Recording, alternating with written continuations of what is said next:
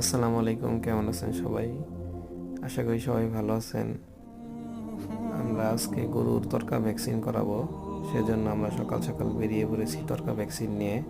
এটি হচ্ছে আমাদের তরকা রোগের সরকারি ভ্যাকসিন। এর মূল্য হচ্ছে মাত্র 80 টাকা। এটি দিয়ে আপনি 100 গরুকে ভ্যাকসিন করাতে পারবেন।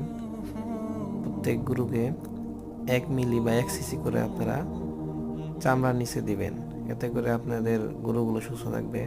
আর এখানে দেখতে পাচ্ছেন একটা আরডিবি ভ্যাকসিন। এই ভ্যাকসিনটি আমরা যে বাড়িতে ভ্যাকসিন দিতে গিয়েছি সেখানে কিছু মুরগি আছে, সেজন্য গরুর মালিক এই ভ্যাকসিনটা আমাদের কাছে রেখে দিলেন।